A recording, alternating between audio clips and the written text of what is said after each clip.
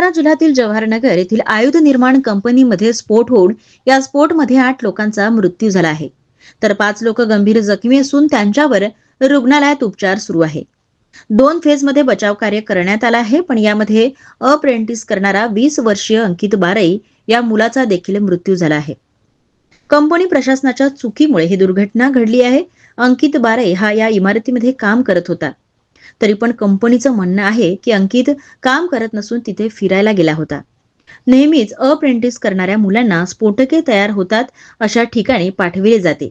या सर्व घटनांना कंपनीचा जनरल मॅनेजर दोषी आहे, त्यामुळे त्याच्यावर मनुष्यवधाचा गुन्हा दाखल करावा यासाठी गावकऱ्यांनी रात्री पोलीस स्टेशनवर मोर्चा काढलेला होता। अखेर पोलीस यांनी आश्वासन दिलं, त्यानंतर गावकऱ्यांनी आपला मोर्चा शांत केला। वेगवेगळे विभाग आहेत, इंडस्ट्रियल सेफ्टी विभाग असेल, पोलीस विभागाशी संलग्न जे इन्व्हेस्टिगेशन करणारे विभाग असतील ते सर्व विभाग आपला इन्व्हेस्टिगेशनचं काम आता चालू करतील आणि ते आपले अहवाल देतील आणि त्या पद्धतीने पुढील कार्यवाही। सर, एक त्या ठिकाणी एक मुलगा होता, अप्रेंटिस करत होता, त्याला सुद्धा आतमध्ये घेऊन गेलं गावकऱ्याच्या विरोधात, का बरं त्याला नेलं?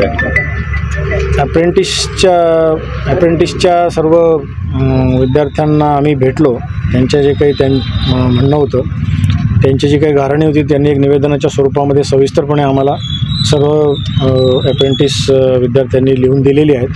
तर त्याचं देखील आम्ही ज्या ज्या विभागाचा त्याच्याशी संबंध आहे त्यांच्यामार्फत चौकशी करून घेऊ।